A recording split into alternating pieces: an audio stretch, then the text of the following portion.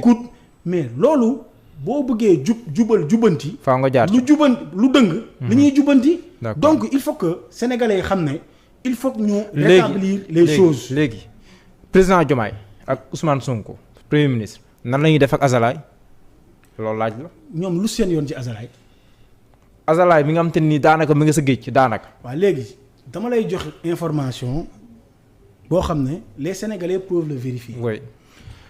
Azalaï dafa nekk ce qu'on appelle dans le droit foncier le domaine public maritime. oui. domaine public maritime dafa am une loi du 2 juillet 1976 du domaine de l'État moo ko protégé est-ce que xam nga ne sur le domaine public maritime waruñu fa def des infrastructures qu'à titre précaire et révocable. Mohamed, tu es un intellectuel, tu comprends très bien la langue française. À titre précaire et révocable. Est-ce que xam nga ne sur le domaine dara war faa sax est-ce que xam nga ne cette prédation foncière elle a démarré ba ñuy waaj annoncé yi avec Ablaye Wade. ñu waxoon ne dañ fa waroon tabax ay hôtel. yooyu gisoo fa hôtel yooyu. par la suite les gens se sont engouffrés dans cette brèche-là. pour faire une prédation. L'ancien président a signé des décrets de déclassement mais pire Macky Sall qui a violé la loi de 1976 du 2 juillet protégeant le domaine public maritime. Est-ce que xam nga ne Macky Sall a signé plus de 10 décrets de déclassement des terrains du domaine public maritime ñëpp mën nañu ko vérifier. Ce sont des informations publiques. Azalaï c'est 8042 mètres carrés. kan moo signé terrain de déclassement bi c'est pas Diomaye c'est Macky Sall. oui. waa léegi te ñoom sax ñoo ko inauguré. Macky Sall moo ko inauguré ak Mame Mbaye Niang. waa léegi dégg naa benn Samba Ndioro Ndiaye boo xam ne bopp bi mënta am karaw mu ne. Azalaï ay nit yu Pastef jugement de valeur yow tamit. non tudduma kenn de. waaw mais bu dee jugement de valeur tudduma kenn. waaw mais waxal rek bu dafay jugement de valeur. tudduma tur dama ne. am na benn Samba Ndioro Ndiaye bu ne. hôtel Azalaï des proches de Pastef ñoo ko moom kooku moo ñeme yàlla. ah bon demewul noonu. wax na ko. mais demewul noonu. mais loolu dafa mën ne. waa léegi yow Mohamed tu penses que le président de la République. Macky Sall. avec tous les renseignements à sa disposition. ak jamono jooju xeex bi contre. dina xam ne.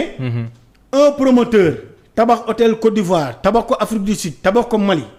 koo xam ne il a travaillé depuis plus de 50 ans dina ñëw di tabax hôtel Sénégal. di link. ak ay opposants radicaux au régime. président boobu di jël décret di def déclassement des terrains. du domaine public maritime en violation de la loi.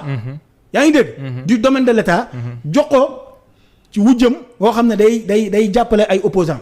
c'est contradictoire loolu moo tax ma ne la ce sont des inepties qu'il a débuté tout au long de sa conférence de presse parce que am na ci yoo xam ne mënul sax nekk. mais léegi président li ñuy wax ne parce que foofu leen logé woon après. waaw déglu ma wax la. Mohamed yow tu loges dans des hôtels. oui. boo voyagé tu loges dans des hôtels. est-ce que da nga am action ci ay hôtels. man bu ma neexee du ma dem Azalaï nekk fa. waaw. Diomaye du noonu. il a les moyens de payer sa chambre d'hôtel Azalaï wala Radisson wala. waa Pastef sax ñoo ko fayoon en réalité. yaa ngi dégg.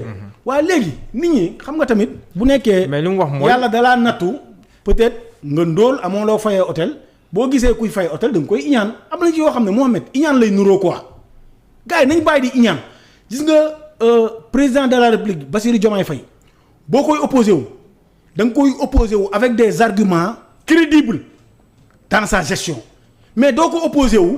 parce que mi ngi tëdd critiquer le président Diomaye nee na Ousmane Sonko lay critiquer parce que doxalinam. Ousmane Sonko il est victime de coom yàllaa ko may bayre mais il ne boxe même pas dans la même catégorie Ousmane Sonko dafa jàng droit à l'UGB.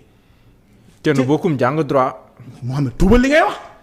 non il est juriste. non Mohamed tuubal li ngay wax. non kenn bokkum est juriste. Mohamed tuubal li ngay wax.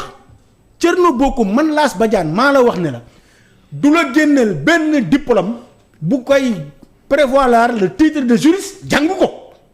non juriste la. non droit la jàng balaa dara. tuubal loolu yow tamit il est même doctorant. yow de Mohamed tuubal loolu il est même doctorant présentement. Mohamed tuubal loolu.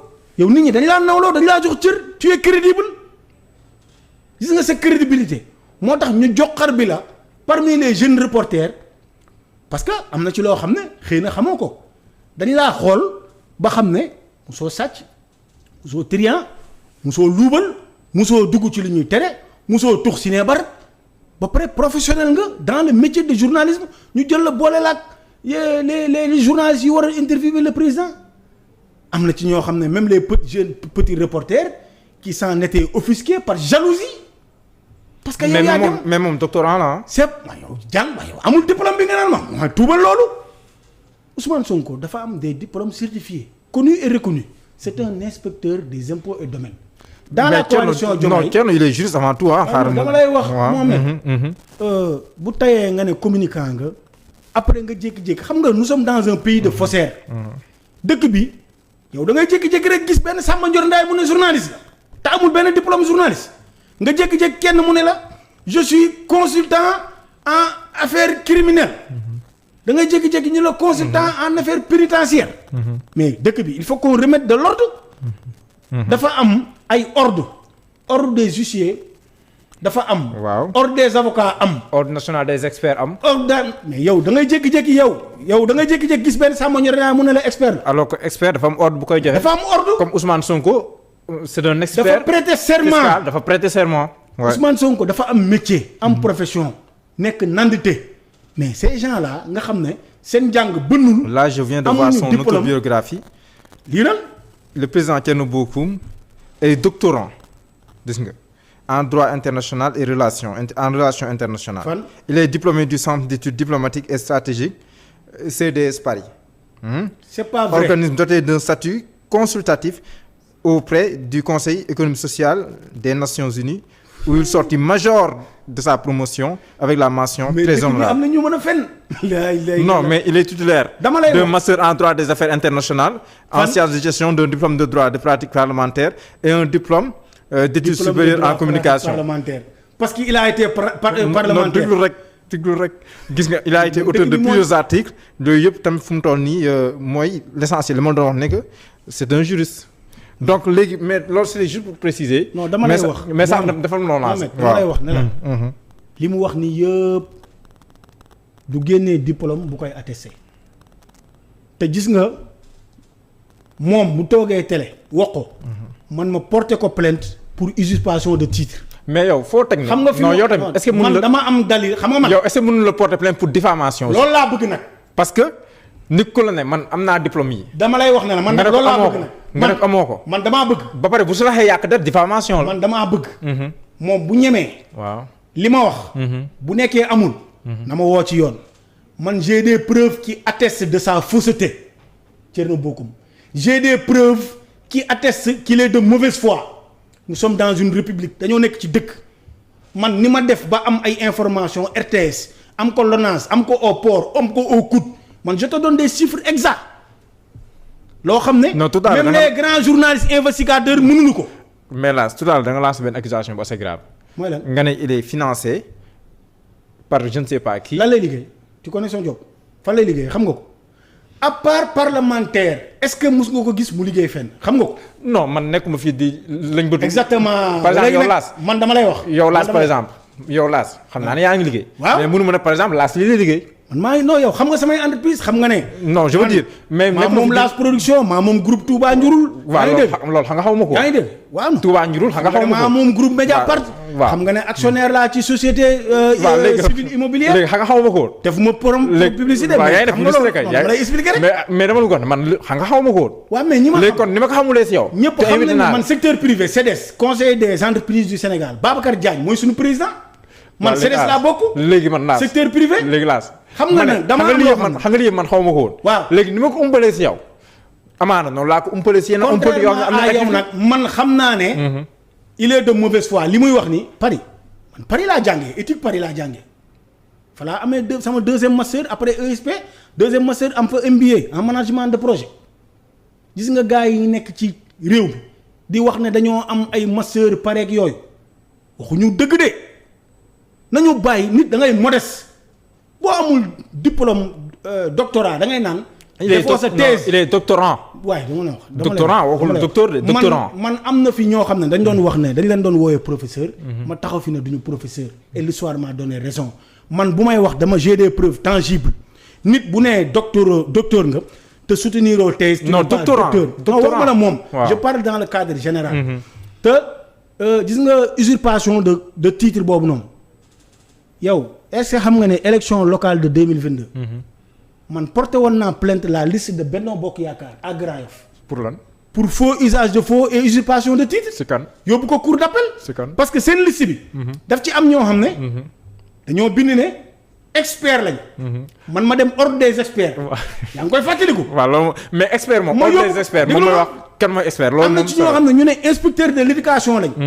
alors que enseignant lañ dans le moyen secondaire. bokkul il faut respecter les titres des gens. nit ñi mënuñoo jàng 15 ans avec des études supérieures.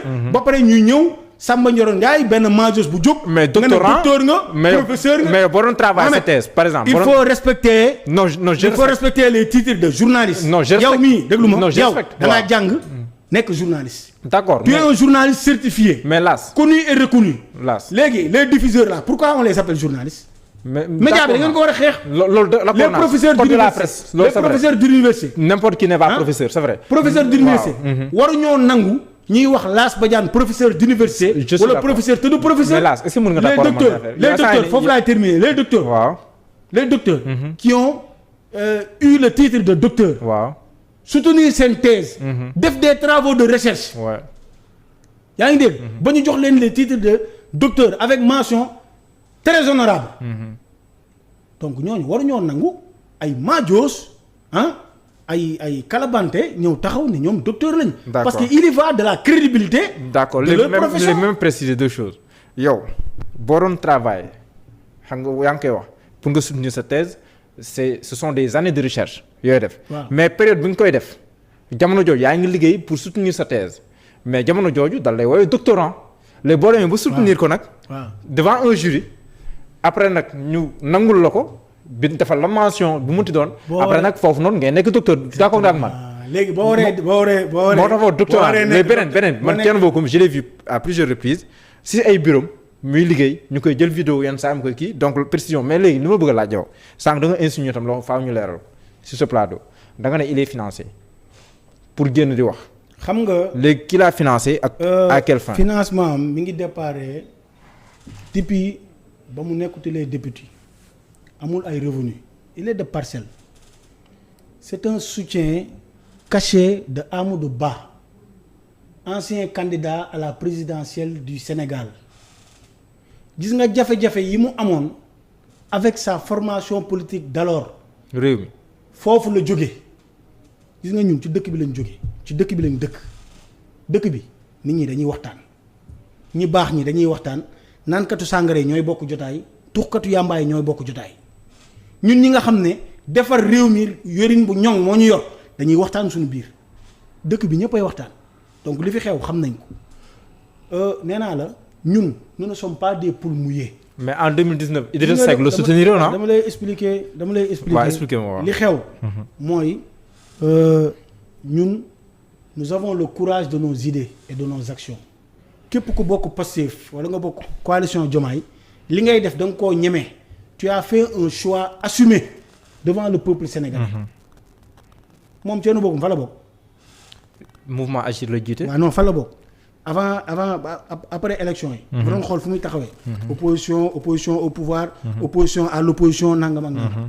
parce que ils n'ont pas des arguments à faire valoir par rapport à ce régime-là qui a apporté des transformations positives dans la gestion des affaires publiques maintenant.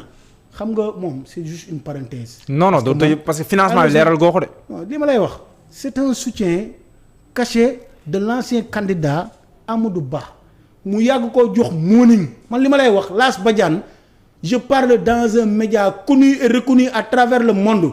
Amadou le premier site dégg lu ma wax la. waaw Amadou Ba qui refuse de s'afficher qui refuse de s'assumer qui refuse de prendre son courage à deux mains. moo nekk di jàppale certaines personnes en l'occurrence ce gars-là te du seen xaritoo seen yàgg du tey de. mais pourquoi il ne l'a pas soutenu. waaye kañ ces élections présidentielles yu weesu. non xam nga nag élection yi dafa amoon benn dafa xawoon doy waar de pour nga assumer nii yombul woon de parce que dynamisme bi ci Diomaye la demoon boo demoon à contre-courant da ngay bañ ñu critiquer la dal sa kaw parce que la volonté farouche du peuple sénégalais c'était d'accompagner le candidat Diomaye de l'élire avec plus de 50% au premier tour à la magistrature suprême maintenant nag am na ci ñoo xam ne dañoo nekkoon ci pax mi di jéem a lijjanti gis nga bu Amadou Ba gagné woon nga gis tous ses soutiens tous les gens qui gravitent là ils étaient des soutiens de mais li nga wax ni dafa waroon yow ki ngay jàppal si politique li mu waxoon si Thierno Bocoum Ousmane Sonko il avait magnifié l'engagement politique mais surtout l'engagement tout court de Thierno Bocoum par rapport à tous les combats où il était présent Thierno Bocoum fu ñuy buntu xataale j'emprunte les mots de Sonko fu ñuy buntu xataale les nit taxaw na fa ngir demande pour défendre la démocratie. nit day soppeeku. fu ñuy salfaañe démocratie aussi taxaw na fa. xam nga déggoo li sama boy mafia yi di wax. diw dafa cuubu. xam nga loolu langage argot la booy mafia grand yi fii maa ngi leen di nuyu. ñu naan diw dafa cuubu dafa cuubu boo cuuboo parce que munoo défendre une chose. mais comme yor ni nga cuuboo kon àndoon Macky Sall fu mu toll yaa ngi ànd ak. déedéet. Diomaye yow man ba may jàppale Macky Sall sax. yow da la doon jaaxal nga ne yow kii est-ce que Macky Sall la jàppale. parce que lu mu def ci lu bon ma taxaw ne baaxul. parce que je suis constant avec. mais tam assumé woon nga ne que moom ngay jàppale si wàllum politique. non parce que am na lu baax lu mu fi def je l'assume man du ma nekk fii di jéem a kii naan xaw ma Macky Sall xam naa ko depuis 20 ans xam naa ko ba may nekk xale bu ndaw. nekk étudiant à Paris xam naa ko jàppale naa ko j'ai fait beaucoup de bonnes choses pour lui. d'accord mais dama la ne nit. da ngay assumer wu. maintenant ce qui se passe mooy malheureusement cette opposition là n'a pas assez d'arguments pour faire face à ce régime qui a décidé d'éliminer d'éradiquer les mauvaises pratiques qui existent aussi bien dans l'administration publique est-ce que xam nga ne nit ñi bu ñu yàkkamtee rek bu ñu yàkkamtiwul woon dans la déclaration de politique générale est-ce que xam nga ne les fonds communs ñi nga xam ne ceux qui sont dans les régies